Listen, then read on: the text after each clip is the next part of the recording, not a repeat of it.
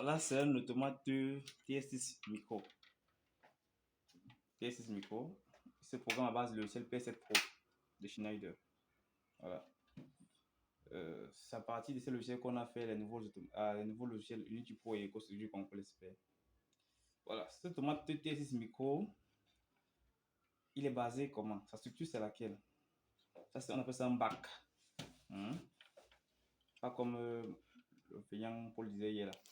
Là, c'est un bac avec des emplacements. Voilà. Donc, tout ceci, c'est un bac. Et là, on a la CPU qui est là. C'est un automate modulaire. Tout ceci vient dire c'est un bac.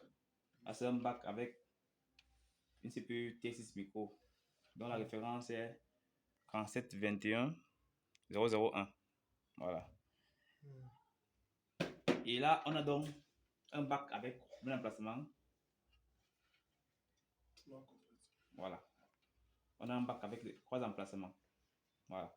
Maintenant, dans le bac, à l'intérieur du bac, il y a ce qu'on appelle des borniers. Des borniers où on va donc afficher nos modules d'entrée-sortie qui sont là. Il y a des connecteurs, pardon. À l'intérieur des connecteurs, on va afficher nos modules d'entrée-sortie qui sont là.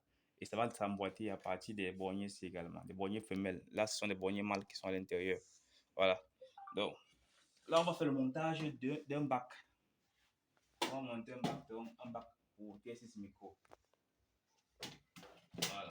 Donc, qu'est-ce qu'on fait donc? Il est là comme ça. On prend ceci comme ça. Pour que ça puisse correspondre avec ce connecteur là, on va afficher ça comme ça à l'intérieur. Quand c'est affiché, donc, quand on fait moi, c'est solide. C'est pas comme il disait hier que c'est comme on va visiter solide. Quand tu fermes ceci, c'est solide. Quand tu ouvres, c'est plus solide. Quand tu fermes, c'est solide. Tu ne peux plus quitter.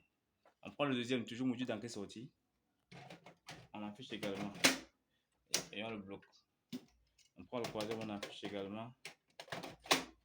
Et on le bloque. Voilà. Là, j'ai déjà monté donc tous mes modules au niveau de chaque emplacement du bac. Voilà.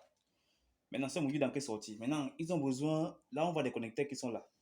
Et je ne peux pas venir souder un fil sur ça, ça ne sera pas très esthétique. Voilà pourquoi donc j'ai des borniers API qui sont là.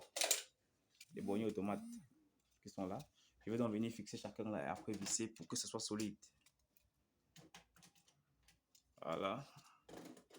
Et après, il ne reste qu'à visser pour que ce soit solide.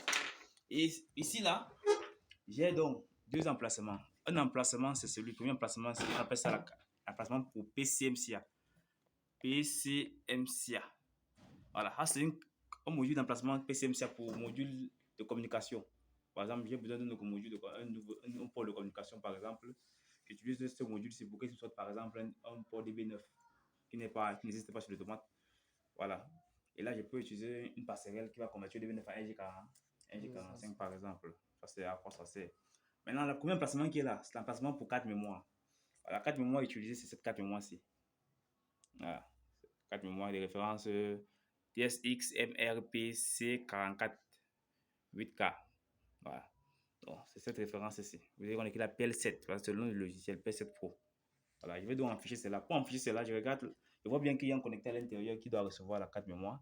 Donc, je regarde le côté-ci, il ne voit pas de connecteur avec des trous, alors que ce côté-ci, ça a des trous. Ça veut dire que c'est ça qui va aller à l'intérieur. Je monte donc plutôt comme ça. Voilà. Et je m'affiche donc ça par l'intérieur, comme j'ai dit. À l'envers, monsieur. Il faut retourner. À l'envers. Voilà. C'est bon. Voilà. Parfait. Là, pour l'alimentation, il prend du 100 à 240 volts. Et puisque les modules d'entrée sont sur 24 volts. Et c'est parti d'ici donc on va alimenter les entrées. Maintenant, s'il arrive que l'alimentation qui est délivrée par ce convertisseur n'est pas suffisant, voilà, il libère 4 ampères. Voilà. Tu vois, donc en sortie ici, il libère 4 ampères.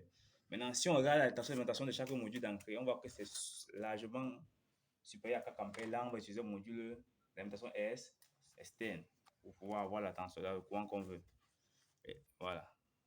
Et enfin, on a donc ce côté-ci, la batterie.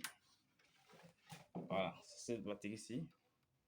Batterie inorganique au lithium. On va donc monter ça bien sûr, pas comme ça. Voilà, et on va fermer. Voilà, de ce côté-ci, ce sont des modules, des connecteurs pour modules d'extension au niveau pour les modules de comptage et analogique. On peut lever ça. On va voir les bornes à l'intérieur, des connecteurs à l'intérieur. Et pareil ici, toujours, c'est pour les modules d'extension également. Voilà. On voit un peu en quelque sorte le TSS micro. Voilà. C'est bon.